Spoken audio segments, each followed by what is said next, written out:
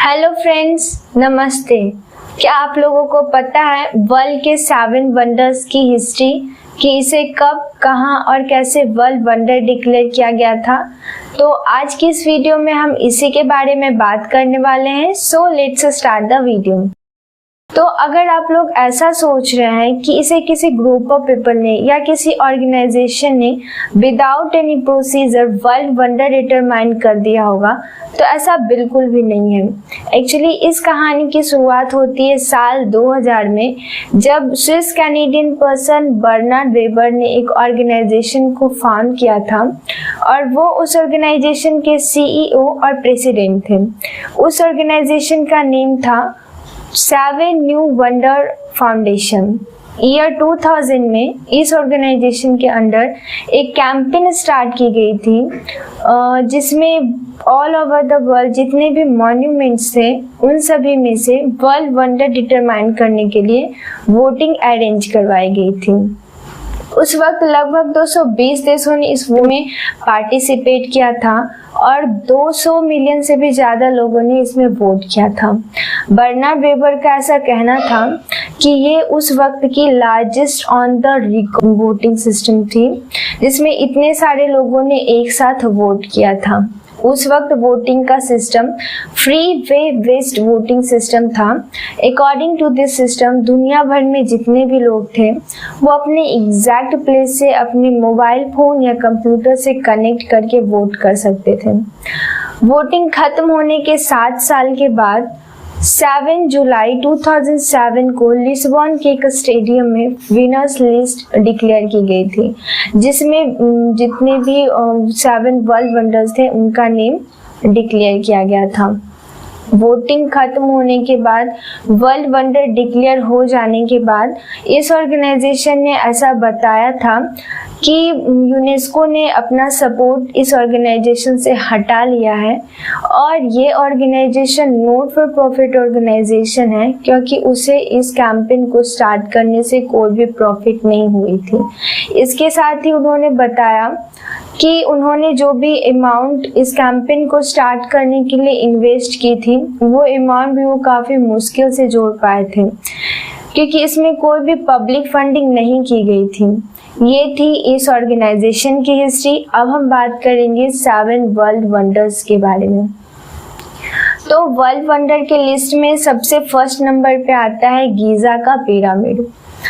इस पिरामिड से रिलेटेड बहुत सारी इंटरेस्टिंग फैक्ट्स एंड मिस्ट्रीज हैं, जो शायद अभी तक मिस्ट्री ही बनी हुई है, क्योंकि इसके पीछे कोई भी साइंटिफिक डिक्लेरेशन नहीं है। ये पिरामिड लगभग 4000 साल पहले बनवाया गया था। ये पिरामिड इजिप्ट के गीज़ा शहर में लोकेटेड है। इजिप्ट में टोटल 138 पिरामिड हैं और इन सभी पिरामिड में से ये 3 पिरामिड ही सबसे डिफरेंट एंड एक्स्ट्रा ऑर्डिनरी है। शायद एक्स्ट्रा ऑर्डिनरी होने की वजह से और इसकी अमेजिंग स्ट्रक्चर होने की वजह से इसे वर्ल्ड वंडर डिक्लेयर किया गया। 3 पिरामिड में से एक किंग खुफू का है, एक किंग खाफरे का है और एक पिरामिड किंग खाफरे के सेनापति मेन कौरे का है। इन सभी पिरामिड में से सबसे बड़ी वाली पिरामिड किंग खुफू का है। इस पिरामिड को किंग खुफू का पिरामिड नाम से भी जाना जाता है। इस पिरामिड को बनाने के लिए लगभग 23 लाख पत्थरों का यूज किया गया था। इसके साथ लाइमस्टोन और ग्रेनाइट का भी यूज किया गया था। इसमें यूज किया हुआ हर एक ब्लॉक का वेट लगभग 20 टन से 70 टन है। बनाने के वक्त इस पिरामिड की हाइट 481 फीट थी, लेकिन इस पिरामिड के बनने के कुछ समय के बाद इसके ऊपर का 26 फीट पार्ट टूटकर बिखर गया, जिसके बाद अब इसकी हाइट 455 फीट हो गई है। इस पिरामिड से रिलेटेड बहुत सारी थियोरीज है, जिसे सुनकर सभी लोग हैरान हो जाते हैं। उन सभी थियोरीज में से जो सबसे डिफरेंट एंड इम्पोर्टेंट थियोरी है वो है ओरियन कोरिलेशन थ्योरी। इस थ्योरी को रॉबर्ट रॉबेल ने 1983 में बताया था। इस थ्योरी के अकॉर्डिंग ये जो इजिप्ट के 3 पिरामिड बने हुए हैं वो आसमान के कॉन्स्टेलेशन के 3 स्टार से एक्यूरेटली मिलते हैं। अगर आप ये पिक्चर देखेंगे तो आपको ऐसा लगेगा कि जैसे ये तीनों पिरामिड इन स्टार्स के सामने ही बनाया गया होगा। तो ये जो कॉन्स्टेलेशन है उस कॉन्स्टेलेशन का नेम है ओरियन बेल्ट, और ओरियन बेल्ट के जो 3 मेन स्टार्स हैं उनका नेम है अल नीलम, अल नीटक एंड मीनटिका। उसके बाद इस पिरामिड से रिलेटेड जो इम्पोर्टेंट थ्योरीज है वो है स्टार शाफ्ट थ्योरीज।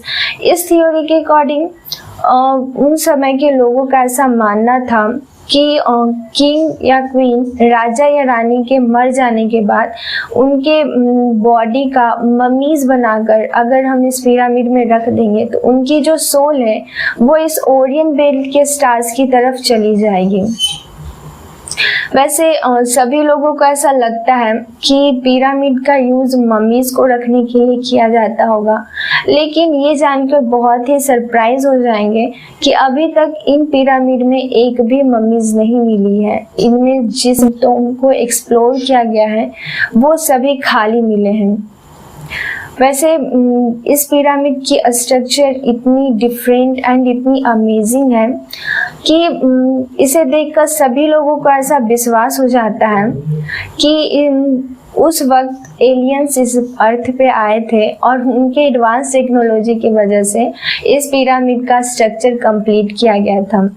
वैसे इस पिरामिड को इंसानों ने बनाया है या एलियंस ने, ये तो अभी तक डिक्लेयर नहीं किया गया है, लेकिन कुछ चीज़ों की पॉसिबिलिटी तो सच में नहीं होती है। जैसे कि इसमें जो ब्लॉक है उसका वजन 20 टन से 70 टन है। अगर इसे हम अभी के समय से कंपेयर करके देखें तो इतने डेवलप्ड वर्ल्ड में भी जो बड़े बड़े बिल्डिंग्स को बनवाने के लिए क्रेन का यूज किया जाता है वो क्रेन भी लगभग 20 टन के वजन को ही उठा सकती है। फिर उस वक्त इतना भारी वजन 70 टन के ब्लॉक को उठाकर और इतने परफेक्ट प्लेस पे शिफ्ट कैसे किया गया होगा। ऑफ कोर्स ये बहुत ही अमेजिंग एंड इम्पॉसिबल चीज़ है जो किसी को भी ऐसा विश्वास दिला देगी कि उस वक्त किसी एडवांस टेक्नोलॉजी का यूज़ किया गया होगा। अब हम बात करेंगे इस पिरामिड के इंटरनल स्ट्रक्चर की। तो इस पिरामिड के अंदर 3 चैम्बर हैं जिसे king chamber, queen chamber and base chamber कहा जाता है। ऐसा माना जाता है कि इस पिरामिड में और भी चैम्बर्स हैं, लेकिन अभी तक सिर्फ इन 3 चैम्बर्स को ही यूज़ किया गया है।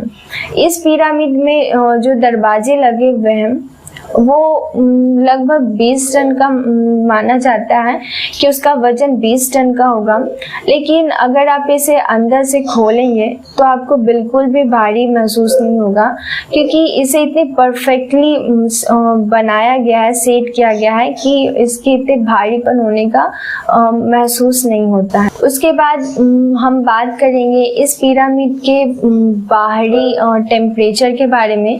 तो ये पिरामिड इजिप्ट के डेजर्ट के आसपास है और इस पिरामिड का स्ट्रक्चर जो है वो सन के भी बिल्कुल अलाइंड है, जिसकी वजह से इस पिरामिड के बाहर का जो टेम्परेचर है वो बहुत ही हाई होता है, लेकिन फिर भी इस पिरामिड के अंदर की जो टेम्परेचर है वो हमेशा कांस्टेंट ही रहती है और वो टेम्परेचर हमेशा 20 डिग्री सेल्सियस ही होती है। अगर आप कभी भी पिरामिड के पिक्चर्स को देखे होंगे तो आपने ये ज़रूर देखा होगा कि इस पिरामिड के साथ एक और ही बहुत ही ब्यूटीफुल स्ट्रक्चर बनी हुई है इसके पास में। इस स्ट्रक्चर्स का नेम है द ग्रेट स्फिनिक्स। ऐसा माना जाता है कि ये जो स्ट्रक्चर बना हुआ है इसमें जो स्ट्रक्चर है उसमें चेहरा इंसानों का लगता है, लेकिन बाकी जो शरीर है वो जानवर के जैसा लगता है। तो शायद ये चेहरा किंग खाफरे का है, ऐसा लोगों का मानना है। यह स्ट्रक्चर 1900 साल पहले बालू के अंदर ढका हुआ था और अब जाके इस पिरामिड को क्लियरली देख सकते हैं जब इसके ऊपर की सैंड हटा दी गई थी। तो आज इस वीडियो में इतना ही, और अगले वीडियो में हम नेक्स्ट वर्ल्ड वंडर के बारे में बात करेंगे। तो अगर आपको वीडियो अच्छी लगे तो वीडियो को लाइक कीजिएगा, चैनल को सब्सक्राइब कीजिएगा।